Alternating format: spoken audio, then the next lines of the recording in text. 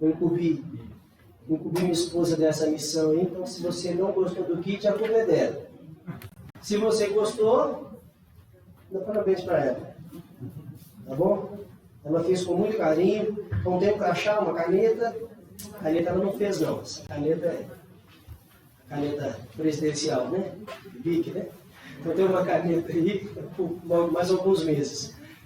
Então tem essa caneta aí, tem também um marca-páginas, se você estiver lendo um livro, você pode colocar lá para marcar, e uma cadernetazinha também, para a gente poder acompanhar. Eu quero, enquanto você pega seu material aí, eu quero te indicar alguns livros. Nós temos a nossa livraria, vai ser muito difícil você comprar livro mais barato do que com a gente. Muito difícil você comprar. O Lucas, que está no seminário, pode dizer, né, Lucas? Difícil achar mais barato do que a gente. Aí, ó, tá vendo? Já tem até o merchan. Muito difícil achar mais barato. Por quê? Porque nós estamos vendendo no desconto máximo que a gente pegou. A Daniela pegou os livros com desconto de 40%. E nós estamos vendendo com 40% de desconto. Então não tem lucro absolutamente nenhum. O nosso interesse é que você possa comprar boas literaturas com o melhor preço que tem ali. A não ser que você compre o livro digital na Black Friday. Tirando isso, não tem como pagar mais barato do que você vai pagar aqui. Então eu queria te indicar alguns livros. O primeiro livro é um livretinho de R$15,50, que chama A Plena Satisfação em Deus. Sobre isso nós vamos conversar amanhã de manhã. Deus glorificado e a minha alma satisfeita. Esse é, sem sombra de dúvidas, um tema que transcorre e percorre todo o ministério de John Piper. John Piper cria na cabeça dele uma doutrina chamada de hedonismo cristão, né? Ele tem esse título. E o tema de Piper é esse, é que Deus é mais glorificado em nós quando nós estamos mais satisfeitos nele. E por aí vai, vice-versa. Não que Deus glorifique a gente, mas que a gente fica, quanto mais glória ele recebe, mais satisfeito a gente fica, e mais ele se alegra em nós, e mais a gente se alegra dele. Então uma via de mão dupla, Deus nos dá o melhor que ele tem, que é a glória, e a gente se sente o melhor possível, cheio da glória dele. Então esse livrinho chama Plena Satisfação em Deus. Tem muito a ver com o nosso congresso, por isso que eu peguei esse livrinho. Também tem um livro do Tim Chester, muito legal, que chama Experimentando Mais de Deus. Como anda o seu relacionamento com o Pai, com o Filho e com o Espírito Santo. Esse livro custa R$ 28,68. Também é um livro excelente, eu indico muito a leitura. Se você leu Plena Satisfação em Deus e achou muito pequenininho e queria aproveitar o tema, que é um tema mais robusto, o Piper escreveu o mesmo tema, só que um pouco mais robusto, que chama Em Busca de Deus. Então, aquele livrinho, Plena Satisfação em Deus, ele ganha assim, um tom muito maior nesse livro aqui, Em Busca de Deus. O Piper tem alguns livros que tratam da vida cristã que vale muito a pena ler. Fome de Deus, que é um livro sobre o jejum, a gente já leu aqui na igreja, né? E o Em Busca de Deus também é muito bom. E um devocional, que tem gente que gosta, né, de acompanhar devocional. Eu tenho lá em casa vários devocionais. E aí o que eu faço? Devocionário, né? Depende do dia, eu abro lá. Se eu não gostei daquela devocional, eu vou para outro e leio até eu gostar de uma. Não sei se você faz isso, mas eu vou abrir. Né? Se eu não gostei não, vou pro outro. Eu gostei dessa. Mas essa aqui é muito legal. Os Cânticos de Jesus, um devocionário diário em Salmos, escrito pelo pastor norte-americano, né, da Igreja Redeemer Church, a Igreja Presbiteriana de Nova York, que é o Timothy Keller. E com a esposa Kate Keller. Tá bom? Colocou a esposa no meio da jogada aqui, né? Tá aqui participando. O currículo dela é melhor que o meu. Então vale a pena ler. Esse é R$29,94. Certo? Então tá aí as minhas indicações. O próximo palestrante vai dar outras indicações, e o outro outras, amanhã de manhã outras, e amanhã à noite outras. Eles vão dar uma passada lá na livraria e vai dar uma olhada. Você coloca para mim, João, a nossa apresentação aí. Eu queria comentar com os irmãos o Salmo, estudar agora rapidamente o Salmo 16, no tempo que eu tenho, são poucos minutos. E eu queria que você, se puder, abra comigo aí, Salmo 16, de onde nós tiramos o versículo 11, né, para fazer tema da nossa conferência. E eu quero falar sobre isso. Quando Deus é o meu prazer. Quando Deus é o meu prazer. Salmo 16. Os irmãos que acharam, se alegrem. Os que não acharam, peçam misericórdia.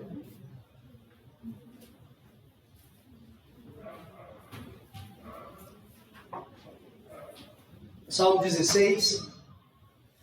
Vamos fazer a leitura do texto inteiro. E no 11, eu gostaria que nós lêssemos juntos mais uma vez. Vamos lá. Guarda-me, ó Deus, porque em ti me refugio. Digo ao Senhor, tu és o meu Senhor. Outro bem não possuo, senão a ti somente.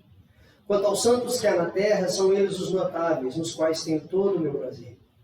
Muitas serão as penas dos que trocam o Senhor por outros deuses. Não oferecerei as suas libações de sangue, e os meus lábios não pronunciarão o seu nome. O Senhor é a porção da minha herança e o meu cálice. Tu és o arrimo da minha sorte.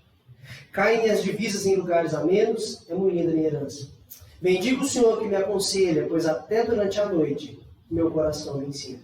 O Senhor tenho sempre a minha presença. Estando Ele à minha direita, não serei abalado. Alegra-se, pois, o meu coração e o meu espírito exulta. Até o meu corpo repousará seguro. Pois não deixarás a minha alma na morte e nem permitirá que o teu santo veja corrupção. Vamos juntos? Tu me farás ver o caminho da vida. Na tua presença, a plenitude de alegria, e na tua destra, delícias perpetuamente. Pai, fala conosco, ministra o nosso coração nessa tarde, em nome de Jesus. Amém.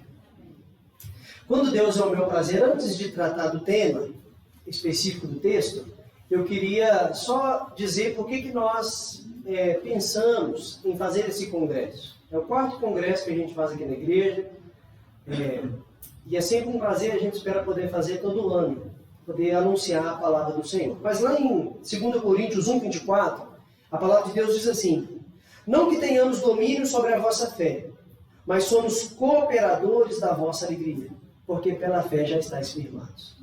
O apóstolo Paulo vai dizer, nós não temos domínio sobre a vossa fé, mas somos cooperadores da vossa alegria, pela fé já estáis firmados.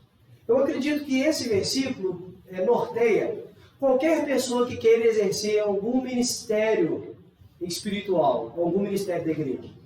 Eu acredito que o trabalho pastoral é sobretudo esse trabalho. Nós não somos dominadores da fé de ninguém. Eu tenho que me lembrar, e você tem que se lembrar, que por mais que a gente exerça alguma influência muito positiva na vida de outro irmão, nós não temos o poder, e nem a autoridade, nem a capacidade de dominar a fé de alguém. Por mais que você tenha o seu pastor, e você tem que lembrar que há um pastor superior, chamado de Supremo Pastor. E quem detém a nossa fé? Deus. A nossa fé não é da Igreja Presbiteriana do Brasil e nem do pastor determinado da sua comunidade cristã. A nossa fé é do Senhor. Então Paulo está falando, eu não domino na fé de vocês. A fé de vocês já está firme, já está dominada no Senhor. E é um risco muito grande a figura pastoral tentar controlar e dominar os membros, as ovelhas. A gente sofre quando a gente quer fazer o trabalho do Espírito Santo. Então não tem como dominar a fé de ninguém. Agora, Paulo está falando, nós somos cooperadores da vossa alegria. Isso é muito interessante. Então o meu objetivo aqui não é ensinar nada que vá afirmar a sua fé. Eu espero que você já tenha a sua fé firmada. Nós cantamos aqui o Inário 177 da nossa igreja, que a minha fé e o meu amor estão firmados no Senhor. Não está na gente, está em Deus. Mas o nosso trabalho é cooperar para a alegria cristã. O trabalho da igreja, o trabalho do pastor, de qualquer outro irmão que se aventure na liderança eclesiástica ou no ministério espiritual, é cooperar para que nós sejamos alegres no Senhor. Cooperar para que em cada circunstância da nossa vida a gente possa dizer, a Bíblia diz isso, por isso estou alegre. Quando nós lembramos do Salmo 126, daqueles irmãos que estavam voltando para a sua terra, eles voltavam cantando, e eles falavam assim, quando o Senhor restaurou a nossa sorte, ficamos quem? Como quem sou, então a nossa boca se encheu de riso, e nós falamos, grandes coisas o Senhor tem feito no meio de nós, a fé está firmada em Deus. O mesmo povo que saiu de Israel e foi para a Babilônia, é o mesmo povo que sabia que depois de 70 anos, iam voltar. Quem trouxe de volta não foi Ciro, que assinou o decreto, quem trouxe de volta não foi o pastor, nem o sumo sacerdote, quem trouxe de volta foi Deus. Ele manda, no ano tal, entreguei o Israel nas mãos do governador da Babilônia. E agora Deus manda trazer de volta. Então a nossa fé está firmada no Senhor. Mas o ministério cristão é um ministério de cooperar em alegria cristã. Então o objetivo desse congresso é cooperar para que eu e você tenhamos alegria no Senhor. Alegria no Jesus Cristo que morreu por você. Meu objetivo é que você saia desse congresso mais alegre em Deus do que quando você chegou. Então eu espero que cada mensagem possa produzir: eu estou contente em Deus, eu estou alegre no Senhor. Pois bem, o Salmo 16 é um salmo chamado de Mixta. O salmo, essa palavrinha Mixta é uma palavra muito complicada, quase ninguém tem coragem de dizer o que significa. Mas Spurgeon teve. E eu gostei do que Spurgeon diz. Charles Spurgeon vai dizer que Mixta significa um salmo de ouro. Talvez seja um dos únicos salmos da Bíblia que tem esse aspecto, esse segredo. E Spurgeon vai dizer, então, como se fosse uma joia de Davi. Como se ele tivesse composto uma música que fosse mais notável do que as outras. Salmo é música, né? Então, é um precioso tesouro, é um ouro, uma joia. Então, nós podemos chamar no Salmo 16 de a joia escondida de Davi. Um segredo precioso que Davi compôs. E qual é o segredo que esse salmo esconde? Esse salmo é maravilhoso. Nós encontramos no primeiro versículo esse homem dizendo: Senhor, guarda-me, em ti me refugio. O homem que chega diante de Deus extremamente preocupado com algum problema. Ele vai se refugiar em Deus. E ele termina dizendo: tu me farás ver os caminhos da vida, em tua presença a plenitude de alegria, e na tua destra delícias perpetuamente. O homem que começa pedindo ajuda porque está cercado por algum inimigo ou algum problema, termina dizendo: na tua presença eu me alegro, a vida, a alegria e delícias. Qual que é o segredo do Salmo? Eu arrisco dizer que o segredo do Salmo é o segredo da vida. A plena satisfação e o pleno prazer em Deus nos fazem caminhar em qualquer circunstância alegres no Senhor. A plena satisfação e o pleno prazer em Deus faz a gente caminhar em alegria, em qualquer circunstância. Nós não ficamos alegres por causa disso ou por causa daquilo outro. Nós estamos satisfeitos. Nós caminhamos um passo após outro passo, dizendo: glória a Deus, vou continuar, vou persistir, porque a alma está contente, a minha alma está satisfeita, a minha alma está presa nas mãos do Senhor. Eu me sinto pleno, plenamente satisfeito e prazeroso. Então, esse salmo é um salmo de um homem que tem muito prazer em Deus. E que não há nenhum problema nesse mundo que vai lhe roubar esse prazer. E aí é isso que eu tenho meditado essa semana, e desde que esse tema, há alguns meses atrás, né? Mas essa semana ainda mais. E eu queria perguntar para você, se você pudesse dizer onde está o prazer da sua existência. Talvez nessa quíntupla lista, Deus seria o primeiro? Ou será que Deus seria o segundo? Em que lugar entra Deus? Eu não falo no aspecto teórico, eu falo no aspecto prático, de maneira pragmática. Quando você vai caminhar, você vai viver no seu dia a dia, onde está o prazer em Deus? Porque fato é que nós estamos numa realidade evangélica que nós chegamos no culto, levantamos a mão e falamos: te amo, Deus. Não é assim? As músicas. Eu te amo, Deus. Nós cantamos aqui na igreja: eu te quero mais do que o ouro, mais do que os tesouros. Eu te quero mais do que a minha vida. Ah, que bonito. Aí na segunda-feira, circunstâncias aparecem na nossa porta. E a Bíblia vai dizer: você me quer mais do que você quer a sua própria vida? Então nega a si mesmo.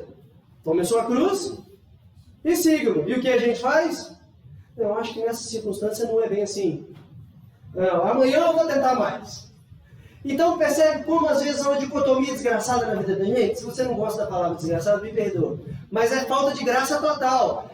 Eu te amo, Deus, no domingo. E na segunda: mas Deus, isso aqui eu não posso viver sem isso. Como é que eu vou caminhar, dar mais um passo, se aquilo não acontecer? Se aquele emprego que eu quero não sair? Se meu marido não começar a me tratar daquele outro jeito? Eu sei que é difícil, mas fica firme, uma hora vai dar. Ou não? Se a minha esposa não sei o quê, se eu não conseguir trocar de carro, Senhor, se eu não fizer aquela tal viagem, mas você não tem mais nada disso. Imagine se chegasse na sua porta e disse: você não tem mais nada disso. E você falar: minha alma continua plena, satisfeita e segura e alegre nas mãos do Senhor. Se você perdesse tudo, a única coisa que eu e você não podemos perder é Deus. Então esse salmo carrega esse segredo. E eu estou completamente contente e satisfeito no Senhor. Assim, eu queria que você lesse comigo o 5 e o 11, mais uma vez, só para frisar. Versículo 2. Digo ao Senhor: tu és o meu Senhor. Está escrito aí? Outro bem não possuo além de ti. Outro bem não possuo senão a ti somente. Já para pensar no teor dessa frase? Diga ao Senhor, tu és o meu Senhor. Outro bem não tem, senão a ti somente. Tem um outro salmo que diz, a quem tenho eu no céu, e na terra não há nada que eu queira mais que a ti. Tu és a porção, esse Salmo 16 fala isso. Agora olha o 5. O Senhor é a porção da minha herança e o meu cálice. Tu és o arrimo da minha sorte. E o 11, tu me farás ver os caminhos da vida, na tua presença plenitude de alegria, e na tua destra delícias perpetuamente. Ô João Paulo, passa para mim, por favor. Pode passar de novo. Eu queria falar, então, quando Deus é meu prazer, mas também há um pleno prazer em Deus e naquilo que Ele oferece. Então eu queria que você fosse bem sincero com você mesmo nessa tarde. Você tem prazer em Deus? Tem. Pode ter mais? Obviamente. Pode ter muito mais? Eu já não sei, aí depende de você. Mas onde eu encontro esse prazer? Eu queria te dar algumas razões pelas quais aumentar o prazer em Deus. Naquilo que Ele é e naquilo que Ele oferece. Em primeiro lugar, passa para mim, João, por favor. Há um prazer em Deus, pois nele há proteção e refúgio. Olha o versículo 1 e o versículo 7 até o 10. Guarda-me, ó Deus, porque em ti me refugio. Guarda-me, ó Deus, porque em ti me refugio. 7. Bendiga o Senhor que me aconselha, pois até durante a noite meu coração me ensina. O Senhor tem sempre a minha presença, estando Ele à minha direita, não serei abalado. Alegra-se o meu coração e o espírito exulta. Até o meu corpo repousa seguro. E o 10. Pois não deixarás minha alma na morte, e nem permitirás que o teu santo veja corrupção. O versículo 1 fala sobre abrigar-se no Senhor. Você lembra o início do Salmo 91? Salmo 91, você que deixa ele aberto lá na escada.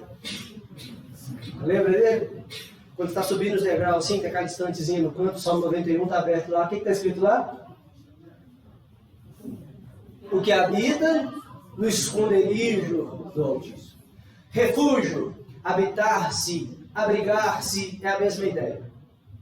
Aquele que descansa sobre as asas do Onipotente. Dirá, tu és o meu Senhor. Essa percepção de me abrigar, de me refugiar, nos salmos, em todos os salmos bíblicos, quando você encontra abrigar-se, habitar-se, refugiar-se, a palavra está falando de homens que amam o Senhor, que temem ao Senhor e servem ao Senhor. Porque, na verdade, irmãos, é impossível confiar em quem a gente não tem menor amor. Nós confiamos em quem nós amamos. Então, a confiança, o refúgio, o abrigo que o salmista encontra no Senhor é fruto do seu profundo amor por Deus. Então ele descansa à sombra do Onipotente. Ele tem um relacionamento muito íntimo e muito próximo com esse Deus, a ponto de, em qualquer circunstância da vida dele, ele corre para essa fonte de prazer e saciedade, e ele vai dizer, Senhor, está muito difícil, estou passando por algumas circunstâncias. Que circunstância o salmista está passando? Não sei. Mas é uma situação que exigiu dele refugiar-se, abrigar-se, habitar-se na sombra do Senhor. Se habitar na sombra do Senhor. Isso lhe trouxe proteção e refúgio. O primeiro refúgio, a primeira proteção que esse texto trouxe, é o refúgio emocional. Pode passar aí, João, por favor. Isso. O refúgio emocional, esse refúgio que ele teve, o versículo 7 vai dizer, olha só que interessante. O Senhor me aconselha, pois até durante a noite o meu coração me ensina. No 8 ele vai falar que ele tem o Senhor sempre ao seu lado e sempre à sua direita, e assim ele não se abala. E no 9 ele vai dizer que a alma dele alegra-se. O espírito aí, a palavra é glória. A minha glória interior está em explosão. Essa é a ideia. A minha glória de dentro está explodindo. Quem eu sou por dentro está explodindo na presença de Deus. Como que é possível? Eu estou com tanto problema e chego diante de Deus. E eu me refugio nele. E agora aquela ansiedade, aquele desespero que começa a me bater, é tomado por um sentimento de explosão de alegria. Que o meu íntimo parece que vai explodir de tão alegre que eu estou na presença de Deus. A palavra exulta, jubila, folguem em ti todos os que te amam. Salmo 40 diz isso. Folguem em ti, rejubilam em ti todos os que te amam. Então esse refúgio emocional, o texto está dizendo que até durante a noite o coração dele aprende do Senhor. A ideia noite aqui, na poesia hebraica, é a ideia de trevas. É a ideia de uma noite mal dormida. É a ideia de uma circunstância nebulosa, dolorosa. Sabe aquela noite que não passa nunca? Aquela noite que você teve foi terrível. Tudo aconteceu naquela noite. Já passou por isso? Bate o carro, não sei o que acontece, alguém desaparece, aquela confusão, morre alguém, o sono vai embora, você está doente, você está passando mal, ou noite que não passa, você é doido para o sol aparecer, parece que alguma coisa melhora, mas você permanece naquela treva. A palavra de Deus está dizendo isso, que esse homem está vivendo uma situação de noite, de trevas terríveis. A noite não passa, é trovão, é chuva, é tanto problema. E ele está dizendo que até nessa noite, até nesse momento nebuloso, o meu coração está ouvindo a voz do Senhor. Então eu sei que eu e você passamos por muitas lutas. Mas não há nenhum outro lugar para a gente colocar tanta satisfação. Porque na hora que o pau quebra, na hora que o problema vem, só tem uma pessoa que está conosco, ainda no vale da sombra da morte. É Deus. No mesmo terrível momento da noite. Jó vai dizer que esse Deus que me inspira canções de louvor no meio da noite. Jó sozinho, sem ninguém. Sua mulher falou para ele, cara, amaldiçoa seu Deus e morre. Perdeu seus filhos, perdeu seus bens, pega um pedaço de porcelana que tinha no chão, começa a se coçar, quase que como um cachorro sarnento. As pessoas passavam e riam da cara dele. E ele cita, né? Mas eu ajudei essa viúva, eu cuidei desse órfão, e agora essa mesma viúva, esse mesmo órfão, estão rindo da cara dele em praça pública. O livro de Jó, e Jó vai dizer, esse Deus que me inspira canções de louvor no meio da noite. Como é que pode um cristão estar passando pelos maiores problemas da vida dele, com as emoções profundamente abaladas, e ele falar assim, não, eu estou tranquilo no Senhor. Eu estou seguro no Senhor, irmãos. Natural é ficar tranquilo quando está tudo tranquilo. Agora, sobrenatural é ficar tranquilo quando está tudo dando errado. Eu e você não fomos chamados a viver na naturalidade. Se fosse para viver na naturalidade, a gente não precisava crer no Senhor Jesus Cristo. Crer na naturalidade, andar na naturalidade, é usufruir do seu dinheiro. Isso é muito bom, então confie no dinheiro. É normal nesse mundo viver feliz por ter muito dinheiro. Isso é normal, isso é natural nessa terra. Difícil é ficar feliz quando a gente não tem dinheiro e crer que o Senhor é suficiente para nós. É normal estar feliz quando a gente desfruta de uma boa saúde. Todo mundo vive assim. A grande frase que a gente escuta no mundo qual é? Vamos pedir saúde, o resto a gente não corre atrás de nada. Ninguém consegue nada se não vier das mãos do Senhor. Ninguém corre atrás de nada. Tudo vem dele. Mas eu tenho saúde, então tudo bem. Ah, os meus filhos são muito bem criados, todos se formaram, esse aqui é engenheiro, esse aqui é médico, esse aqui é pastor, não deu muito certo, mas está tudo bem. Brincadeira. Que maravilha! Assim tudo bem. Agora, tem problema em casa, os filhos desviados, o dinheiro não dá, a saúde não está bem, está com as emoções abaladas, está tudo difícil. Poder erguer da cama e falar assim, não tem problema. Eu sei que Deus é suficiente para mim. Irmãos, isso é uma matéria sobrenatural. E só os filhos de Deus, onde habita o Espírito Santo de Deus, podem dizer essas verdades. Aí a gente começa a pensar, é mesmo, será que eu tenho prazer em Deus? Porque eu ando com Deus quando está tudo bem. Quando as coisas ficam difíceis, eu começo a duvidar da minha fé. Não faça isso. É nessa hora que você precisa fazer uso dessa fé. Então, o salmista está dizendo que a cabeça dele, a ideia do hebraico é até rins, né? Ensina meu coração, ensina meu rim. É a ideia de que é desse ventre, né? É do rim que surge a ideia da consciência. Depois a ciência, a medicina foi nos dizer que a consciência está aqui e não está aqui, né? Mas o apóstolo Paulo vai dizer que nós temos que lidar com os irmãos com entranháveis afetos de misericórdia. E faz até sentido, né? Quando você se sente inseguro, sente com medo, qual é o primeiro lugar? Aqui, né? Bate aqui, né? Então a Bíblia tem essa ideia. Na época os autores imaginavam que a consciência do homem estava na barriga. Depois a gente foi entender que a consciência está aqui, né? E por outros lugares a Bíblia usa a palavra coração. O coração não pensa. Se o coração pensasse, a gente não fazia tanta coisa que a gente faz, né? É aqui que pensa. Louvado seja Deus. Então, na escuridão silenciosa, Deus fala com você. E o salmista está dizendo, por isso eu tenho Ele sempre do meu lado. Tenho o Senhor à minha direita. Eu não serei abalado. Como não se abalar em circunstâncias tão difíceis? Eu creio que Deus é suficiente para mim. Eu tenho sempre Ele à minha direita. É a noção de que eu sei que Ele não me abandona. Ele é suficiente para mim. Olha o versículo 10 agora. Pois não deixarás a minha alma na morte, e nem permitirá que o teu santo veja a corrupção. Qual é a ideia aí? Refúgio eterno. Porque por mais que você creia no Senhor e a situação está muito difícil, pode ser que o Senhor livre você.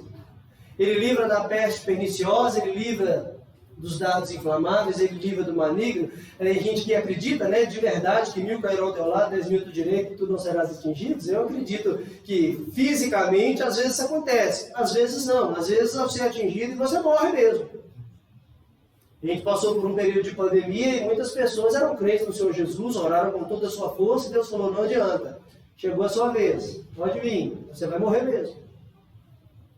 Mas então o salmista ainda vai nos lembrar que a nossa suficiência em Deus vai além do refúgio que a gente tem aqui na terra. A nossa suficiência vai além. Alcança um refúgio eterno. Aquele que crê em mim, ainda que morra, viverá. Então, irmãos, o crente, a palavra de Deus diz que não teme as más notícias. E ainda que eu ande pelo vale da sombra da morte, a morte está ali, eu vou morrer, eu estou tranquilo. Por que a gente encontra, irmãos, no leito do hospital, histórias aí de missionários, de pastores, que deram exemplos de testemunho e de fidelidade ao Senhor, com dor, em leito de hospital? Quando a morfina já não resolve mais. Não tem mais de onde parar a dor. Nem a morfina resolve mais. Só em base de sedação, e ainda assim, gemidos constantes. Como é que esses irmãos permanecem firmes servindo o Senhor? Porque há esse sentimento, Deus é tudo para mim. Se eu morrer aqui agora, eu não estou morrendo. Se eu morrer aqui agora, a minha vida eterna está começando. Então Ele não vai permitir que a sua alma veja a morte, e nem que você veja a corrupção. Lembre-se que esse texto fez referência direta a quem? A Jesus Cristo. Ele cita esse versículo. Não permitirás que eu fique na morte. Jesus não morreu. E é por causa dessa fé que nós temos nele. O Espírito que habita nele ressuscitou dentre os mortos. E esse mesmo Espírito habita em nós e nos ressuscitará também. Então lembre disso, a morte não é o fim da sua jornada. Mesmo que Deus te livre de muitos problemas dessa vida, fique tranquilo, uma hora você vai morrer. Desse problema você não vai conseguir safar. Mas assim como ao terceiro dia o Senhor ressuscitou, vai chegar um dia que Ele vai aparecer por essas nuvens. E quando a trombeta soar, né, José Terra, aquele versículo que o Senhor gosta muito, os mortos ressuscitarão e nós, os vivos, estaremos no encontro do Senhor por toda a eternidade. Então o meu refúgio é o Senhor, vivo ou morto. Porque se o viver é Cristo, o morrer é lucro. Você tem essa suficiência? O médico bater na sua porta, gente, deixa eu te falar, você tem mais um mês de vida. E você falou, beleza, doutor, viver é Cristo. Vou morrer é lucro. Tem um mês que o nosso irmão saiu da UTI. CTI. Esse é o cuidado de Deus. O refúgio de Deus na nossa vida. Segundo lugar, então há refúgio e proteção. Faça do Senhor a sua satisfação. Segundo, há prazer em Deus que deve ser compartilhado com os santos. Olha o versículo 3 e o versículo 4. A palavra de Deus diz assim: quanto aos santos que há na terra, são eles os notáveis, os quais está todo o meu prazer. Muitos eram as penas dos que trocam o Senhor por outros deuses. Não oferecerei suas libações de sangue, os meus lábios não vão pronunciar seu nome. O texto está fazendo a relação entre aqueles que servem a Deus e aqueles que buscam os ídolos. E ele está dizendo, olha, junto com os ídolos eu não faço parte não. Eu não participo do sacrifício deles e nem pronuncio o nome. Seja dessa turma ou seja dos seus deuses. Não faço parte disso. Está o meu prazer. O meu prazer está junto daqueles que amam a Deus. Isso é tão interessante porque se há prazer em Deus, o prazer deve ser compartilhado.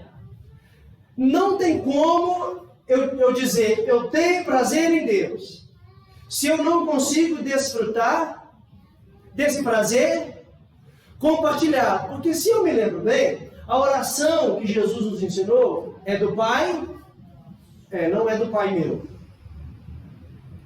Nós estamos vivendo um período dos desigrejados. Não, eu sou crente, só não vou na igreja. Não existe isso. Não existe o seu pai. O pai só é seu na medida que você entende que ele é meu também. Então nós somos irmãos. O pai é nosso. O pão é nosso. É tudo nosso. Então não existe a minha fé, a minha vida com Deus. Existe a nossa realidade espiritual. A ponto da palavra dizer que nós somos pastores uns dos outros. Aconselhai-vos mutuamente.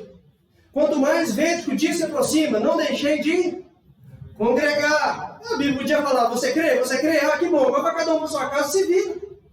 Vai orar lá, entra no teu quarto, fecha a porta. Ele não falou isso? Falou. Aí depois quando ele vira a página, ele fala, Pai Nosso. Uai, mas então não era para orar sozinho? Não, a espiritualidade pessoal permanece. Mas não em detrimento do compartilhar o prazer em Deus. Eu já falei isso aqui na igreja inúmeras vezes, vou repetir. O Salmo 133 vai dizer que é agradável, é muito bom, é mais que prazeroso, que os irmãos vivem em união. E a palavra vai dizer que ali onde? Na comunhão. Ali, o Senhor ordena a sua bênção e a sua vida para assim. É impossível amar o noivo e não amar a noiva. É impossível amar Jesus e não amar aquele povo que Jesus morreu por eles. É possível e impossível dizer na sua cama, eu tenho prazer em Deus. E domingo à noite você falar assim, eu não aguento aquele povo daquela igreja. É impossível que essas duas frases sejam verdade na mesma pessoa. É impossível. Se você ama Deus, você ama o povo de Deus. Porque o prazer que nós temos em Deus não é um prazer pessoal, é um prazer compartilhado. Ali o Senhor ordena a bênção e vida para sempre. Então o salmista vai dizer que aos santos que há na terra tem todo o meu prazer. Ele não só tem prazer em Deus, como ele tem prazer nos santos que há na terra. A irmã de oração tem prazer naquela irmã, naquele pastor lindo, maravilhoso, esbelto. Tem prazer naquele pastor. Aquele irmão do ministério do louvor tem prazer naquele irmão. A comunhão, a alegria, a fraternidade, eu tenho prazer nos santos que há na terra. São eles os notáveis. E nós estamos vivendo um tempo que quem tem mais dinheiro é mais notável. Quem é chefe no emprego é mais notável. O medalhista olímpico lá é mais notável. O Neymar é mais notável. O Neymar, Copa do Mundo. Nós acabamos de viver tempo que as pessoas morrem pelo Bolsonaro, morrem pelo Lula, mas não morrem pela igreja. Se colocasse domingo à noite, culto na igreja, culto com Lula, culto com Bolsonaro, onde esse povo vai? Os crentes vão para a igreja.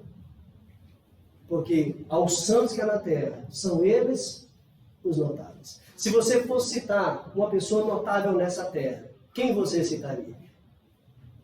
Alguém diria, as feministas diriam, Kamala Harris, vice-presidente dos Estados Unidos.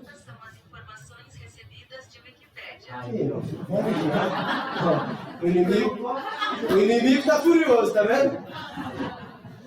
Alguém diria, o ministro aí da economia que você gosta lá, talvez você vai dizer, eu gosto do Paulo Guedes. Às vezes você diria, não, para mim referência é Rihanna. Eu gostava do Michael Jackson.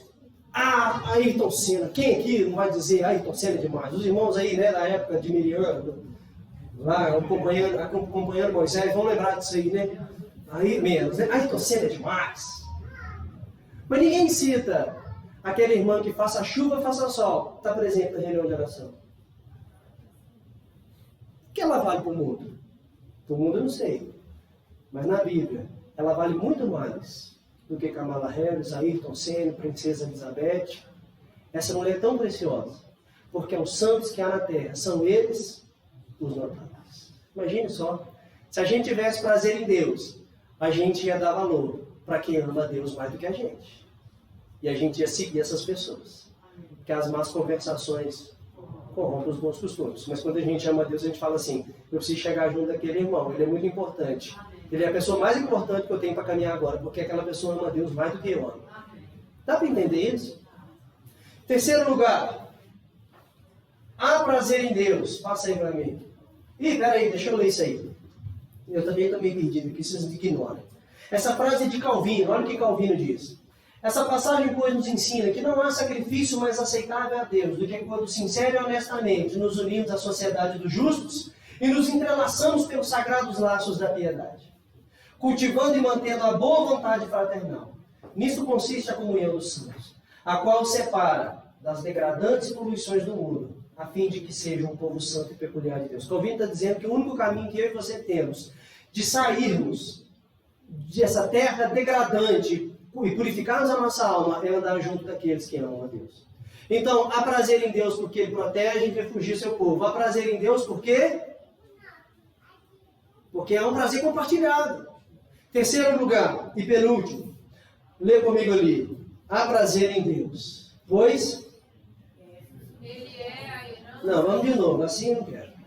Há prazer em Deus, pois Ele é a herança do seu povo. Olha o versículo 2, nós já lemos. Diga ao Senhor, Tu és o meu Senhor. Outro bem não possuo, senão a ti somente. Aqui a gente tem um problema na tradução. O que ele está dizendo? Há quem vai dizer que o texto está dizendo, eu não tenho maneira de ter coisas boas se não vier de ti. Outro bem não possuo, senão, a ideia é, se vier de ti somente. Mas há uma outra ideia que vai dizer, de tudo que eu tenho, nada é melhor do que o Senhor.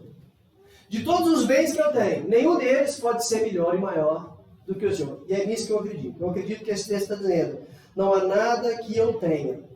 A ideia no hebraico aqui, no meu pensamento, é, o meu bem não está além de você. Não há outro bem que eu tenha além de ti. Liste tantas coisas boas que você tem. E agora me diga, qual dessas coisas são melhores do que Deus? Nada. Absolutamente nada. Eu gosto da ilustração de Timothy Keller. Timothy Keller diz, tem uma ilustração dele, você já deve ter ouvido, que ele diz que um passarinho construiu um ninho numa árvore. E ele colocou esse ninho numa árvore e veio um lenhador e jogou as árvores no chão. Aí ele passa para uma outra árvore, veio um lenhador e jogou outra árvore no chão. Parece até perseguição, né? E aí ele coloca na terceira árvore, veio um lenhador, joga a terceira árvore no chão. E o passarinho logo percebe que tem vários tratores. Ali vai sair prédios, casas, vai sair um bairro ali naquele lugar. E aí o passarinho pensa assim, onde eu vou colocar o meu ninho, os meus ovos? E aí ele vê uma cavidade na pedra, lá no alto. Ele pega o seu ninho, coloca lá em cima. E ali aqueles ovos quebram, aqueles passarinhos nascem, aprendem a voar, e lá está seguro. Keller vai dizer isso, que a nossa vida é assim. A herança que nós temos na terra, tudo cai. Esse relógio bonito que você está aí no braço, vai quebrar. O cabelo que você alisou essa semana para vir aqui hoje, vai ficar pichunho outra vez. Esse estética que você tanto cuida, os vermes vão comer. O carro que você anda, daqui a pouco já vão lançar um mais novo do que esse. Esse carro não vale mais nada. Essa bolsa da Louis Vuitton que você carrega para cima e para baixo aí, já é da temporada passada. Já tem mais nova. A Vitória Beckham já usa uma mais bonita do que a sua. Esse tempo que você está andando aí, o da Nike, o Neymar já tem um Nike novo, já não é mais o seu. O Felipe falou aqui domingo, esse iPhone, está igual iPhone? 14. Não vai valer nada. Daqui a alguns anos já não vale muita coisa mais. Tudo cai. O seu trabalho cai, você também não vale muita coisa, cai. Família vai cair. Até o nosso bem mais precioso que é a família. Vai cair. Vai cair. Família não é para sempre. É até que a morte o separe. Agora, aquilo que nós temos em Jesus durará hoje, amanhã e eternamente. Então o salmista está dizendo, Senhor, eu não tenho outro bem que vá além do Senhor. E aí no versículo 5 ele diz, o Senhor é a porção da minha herança e o Senhor é o meu cálice. Agora o salmista começa a falar muito de terra. Porque havia bênçãos para esse povo. Lembra quando Deus tirou Abraão da terra dele? Levou ele para uma terra. A bênção que Deus tinha para Abraão era a terra, além da terra, era uma descendência. E isso, futuramente, na teologia bíblica, acabou se tornando a bênção de todo Israel. Porque é nessa terra, chamada de Terra Santa, que tem o templo, e esses filhos agora adoram o Senhor nesse templo. Então a terra era muito importante para eles. Sem a terra não existia o templo. Não tinha Terra Santa se não tivesse terra. Precisava ter essa terra que Deus deu. E agora o salmista está falando, olha, eu faço parte desse povo que ganhou terras. Mas a minha herança é o Senhor. Do que me foi dado, do que me foi apresentado, da minha posse, a minha posse é o Senhor. Então, nesse sentido, irmãos, todos nós somos como a tribo de Levi. A tribo de Levi, na divisão da terra, não ganhou nada. Eles moravam de favor lá em alguns lugares, comiam algumas comidas do tabernáculo, dos sacrifícios lá, e Deus falou para eles assim, ó, a tribo de Levi não vai ganhar nada. Por quê? A herança deles sou eu. Esse texto faz lembrar para mim e para você que por mais que você ganhemos muita coisa de Deus, nada é melhor do que Ele mesmo. Então a estabilidade econômica de Israel vinha da terra. O copo de vinho simboliza a recompensa. Então ele fala, tu és o meu cálice, tu és minha recompensa, tu és meu galardão. Tu és a porção da minha herança, o Senhor é a fonte de segurança da minha vida, o Senhor é o arrimo da minha sorte, ele diz no versículo 5. Tudo que eu tenho vem do Senhor, não tem nada que foge de ti. E ele vai dizer assim, essas medidas me caíram em lugares seguros. O versículo 6, olha aí. Caem minhas divisas em lugares amenos. Quando você passava uma linha, passava lá, vamos ver qual que é o terreno seu. Vamos passar uma linha. Colocava a linha numa ponta, na outra. Quando colocou a linha numa ponta, na outra, falou assim, que terra boa, hein? Essa terra tem água. Essa terra é boa aqui. Diz que terra que tem minhoca é boa, né? Então fala, essa terra sua é cheia de minhoca, terra boa. O salmista está fazendo essa metáfora, fazendo essa relação, essa hipérbole, essa figura de linguagem metafórica, dizendo assim, quando me caíram as divisas, caíram em lugares amenos. A minha herança é o Senhor.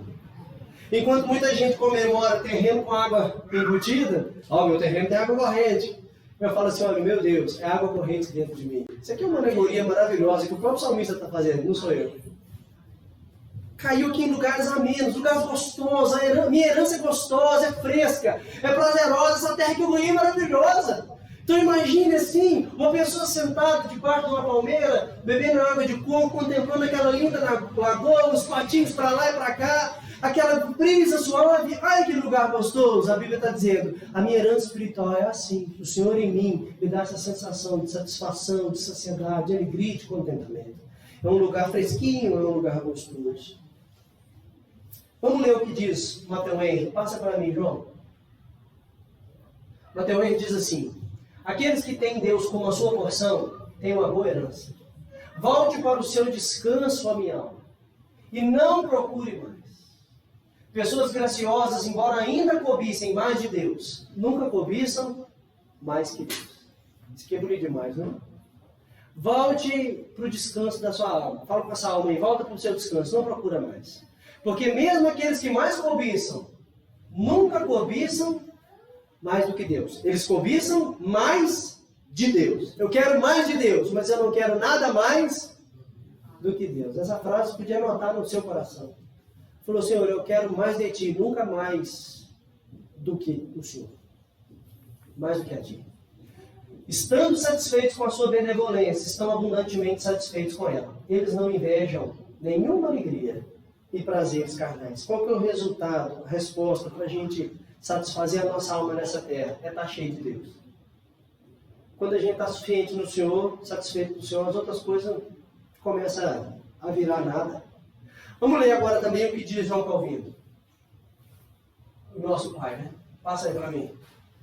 Calvino diz assim, Davi, ao chamar a Deus a porção da minha sorte e a minha herança e meu cálice, protesta que ele se sente tão plenamente satisfeito, unicamente com Deus, que nada mais cobiça além de Deus. De tal sorte que não se deixa excitar os quaisquer desejos depravados. O que os dois estão falando? A mesma coisa. Que quando uma pessoa graciosa e piedosa busca satisfação em Deus, ela acabou de encontrar a melhor ferramenta para fugir de qualquer satisfação depravada, carnal e perversa dessa terra. Eu não preciso disso. Deus é a minha herança.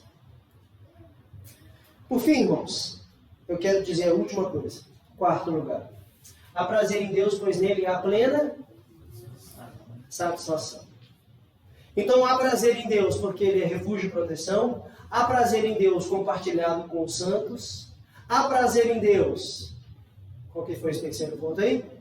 Porque Ele é herança do seu povo. E quarto, há prazer em Deus Porque nele há plena satisfação. O último versículo é para estourar a boca do balão. Tu me farás ver. Já decorou, já lembro 3 vezes hoje à tarde. Tu me farás ver o caminho da vida. Em tua presença, a plenitude de alegria. E a tua destra, delícia perpetuamente. Vida, alegria e delícias. Isso está em Deus. O rosto de Deus comunica plenitude de alegria. Andar com Deus quer dizer andar em vida. Vida e vida em abundância. Contrasta até com o versículo 10. Não permitirás que o teu santo veja a morte e que minha alma permaneça no Seol, na corrupção, do Sheol, né? Permaneça na morte. O versículo da plenitude de alegria, da vida e das delícias vai nos dizer aqui que o grau de alegria experimentado em Deus é único. A ideia aqui de plenitude de alegria, a palavra hebraica é satisfeito, preenchido. No Senhor há preenchimento de desejos. Irmãos, isso aqui para mim é uma das coisas mais malucas do mundo. E assim, eu vou ser bem sincero para vocês, eu não sei se eu vou atingir esse nível de espiritualidade que Davi experimentou. Para ele poder dizer assim, Senhor, eu queria que você entendesse isso que ele está dizendo. Em andar contigo, em ter o Senhor ao meu lado, em estar nas tuas mãos, eu me sinto em caminhos de vida, eu me sinto completamente preenchido de alegria. E eu me sinto num banquete de delícias para toda a eternidade. Irmãos, eu vou ser sincero para vocês, eu queria esse tipo de sentimento para a minha vida.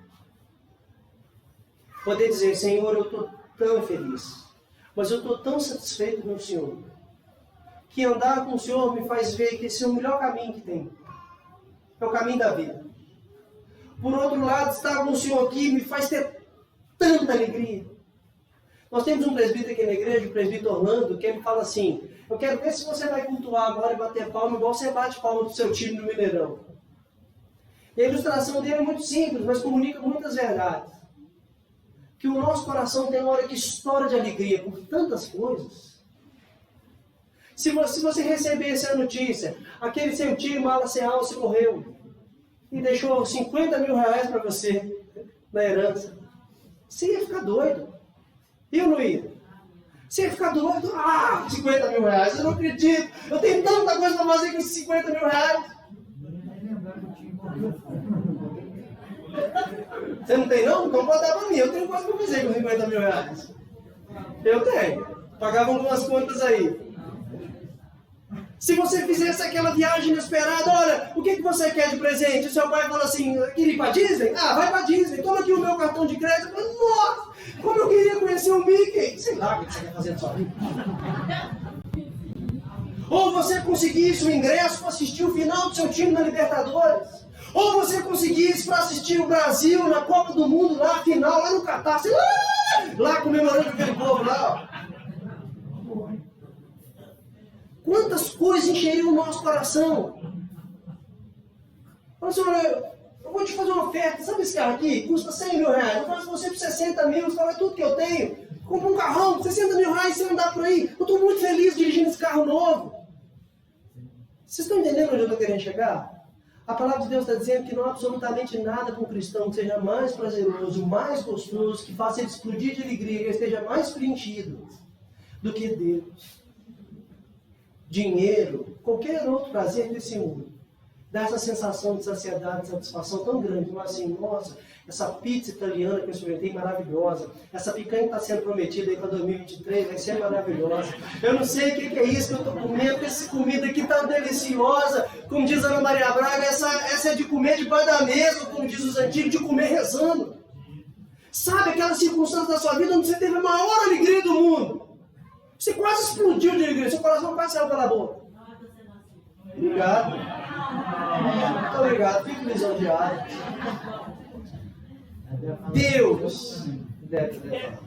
Deus deve ser no meu coração muito mais do que qualquer uma dessas coisas é.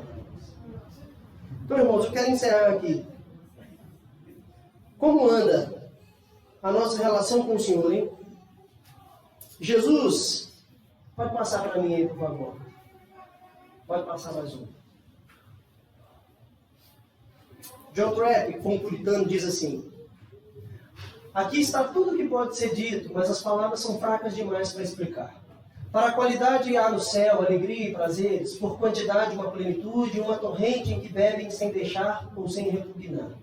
Por constância está a mão direita de Deus, que é mais forte que todos, e ninguém pode nos tirar de sua mão. Olha o que ele diz no final. É uma felicidade constante, sem derrubar. E para a perpetuidade é para sempre. As alegrias do céu não têm medida, mistura ou fim. Que esse puritano vai nos dizer. Jesus experimentou dos caminhos da vida, Jesus experimentou da plenitude de alegria, e Jesus experimentou de delícias perpetuamente.